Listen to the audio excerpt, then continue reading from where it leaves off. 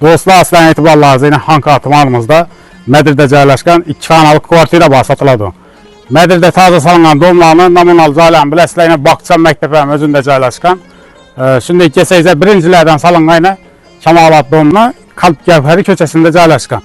2 etajlı dom dostlar, 2-ci etajında yerləşən. Dostlar yine iş podejdən girib barasla, birinə ekonomik tərəfləri girib, birinə bir podejdə 4 adam yaşasa, 4 adam çıxar. Sterling kategoriyalarını kurub qoydular ona. Podejdə remont işləri getirtirdi, 2-ci etajda çıxamadı.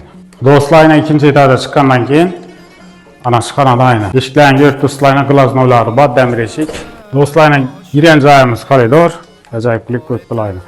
Bir de bir mehmanxana yerləşən, bir de bir xana yerləşən, bağında yine bani, hacətxana. Bu tamamında bu yanda yine görüntülərdə kuxna yerləşən. Mehmanxanadan başlasaq, dostlar yine acayip klik fon verib qoydular. Yengmol xana. Opsu cayımız səlkəm 57 kvadrat dostlar. Ana. Xanalarını görüntüsülər. Bir yine bani, unitazdan sonra yerləşdirib qoydular yine. Vannaları var. Ana. Bu tamamında dostlar yine kuxna yerləşən. Ariston var dostlar yine, vitişçiləri var, gaz plita var, kuxunlu mebelləri var. Şu nəsələr qaladon, başqa nəsələr alabılar. Pollarını görüntüsülər, hem bir parket pol. Dostlar yine mülki geçsin telefonlarını yazıp koyupmaz. Bir ev telefonlaşıp gelip görüp asacaq boladı. Nark 280 milyon, baxılası mənəm gəlişib verədilər.